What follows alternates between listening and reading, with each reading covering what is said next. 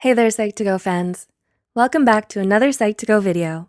Here's to another year of making psychology more fathomable and accessible. So let's begin. Isn't finding love and happiness often considered the pinnacle of life goals?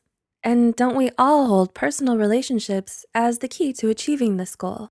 In fact, research supports that the most important determinant for a person's happiness is the quality of their relationships. We spend years trying to figure out where our hearts belong, and when we finally know the answer, we sometimes can't help but run away in fear. To be emotionally vulnerable with someone isn't for the faint of heart. Having a fear of intimacy is perfectly understandable, especially if you have a history of failed relationships and emotionally distant or absentee parents.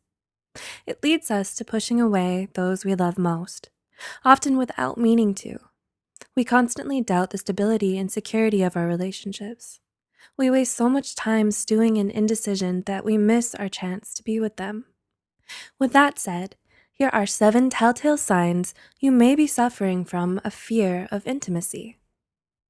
1. You're afraid of abandonment. Oftentimes, a fear of intimacy stems from a deep-seated and unresolved fear of abandonment. Those who grew up with neglectful parents and have an anxious avoidant attachment style are most likely to develop this fear. With this fear at the back of your mind, you learn to adopt a positive view of yourself, but a negative view of others, thinking the only person I can ever truly count on is myself. You think that it's always better to leave before you're the one who's left behind, and so you're reluctant to let people in and struggle with long-term commitment. 2. You're fiercely independent. Don't get me wrong, there's nothing wrong with being independent. Of course, it's good to be competent, knowledgeable, and self-sufficient, but you should also know how to ask for help when you need it. If you're too independent, you will try to do everything on your own because you take pride in never needing anything from anyone. In a lot of ways, it's what makes you feel in control of your own life and enables you to keep your emotional distance from people by never allowing yourself to depend on them or need them. You are feeding your fear of intimacy by making sure you never have to succumb to having others fulfill your needs. Your independence gives you freedom by keeping everyone at arm's length. 3. You always fall for the wrong ones. Do you have a history of falling in love with all the wrong guys or girls? Do you find yourself attracted to people who are emotionally unavailable or distant in some way, or maybe abusive, rude, or unfaithful to you? Picking unhealthy partners is a common characteristic seen in those who have a fear of intimacy, because it allows them to avoid getting too close to a person or ever having a stable or secure future with them. You might find damaged, aloof, or complicated people more appealing because you want to avoid intimacy, and thus end up rejecting the ones who are actually more sincere to commit. 4. You tend to be flaky. Being flaky means to be inconsistent in our behavior towards others. So when people get too close to you, your first instinct is to push people away. Do you sometimes ghost your friends after spending a lot of quality time with them?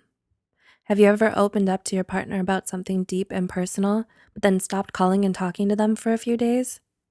These behaviors show that having an honest emotional connection with someone scares you.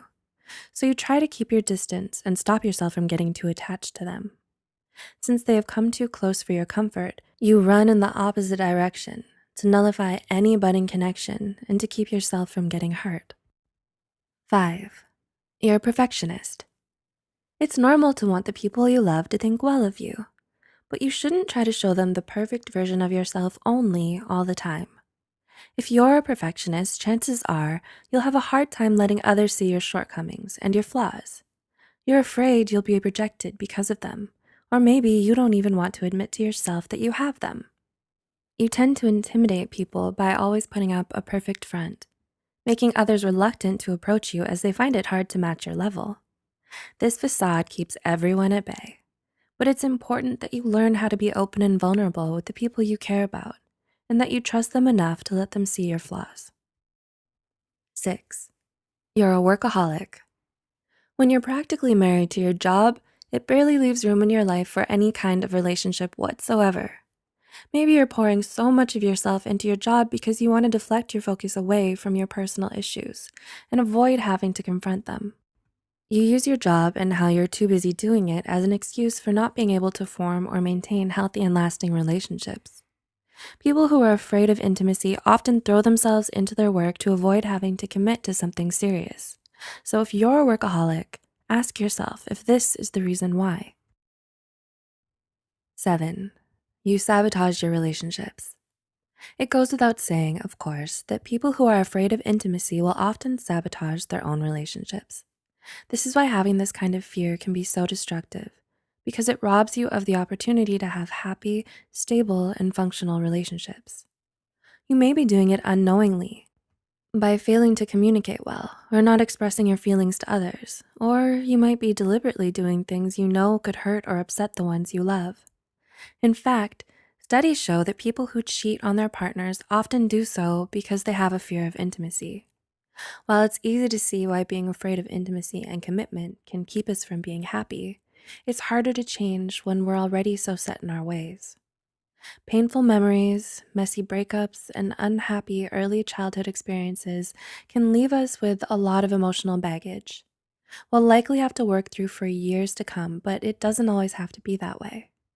There's no need to let these negative experiences define you and keep haunting you for the rest of your life.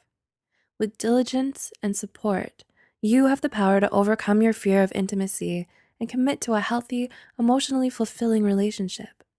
The first step, however, is to simply recognize the signs. Did you find yourself nodding along to any of these signs? If so, are you ready to commit to breaking the vicious cycle now that you realize how truly damaging it could be?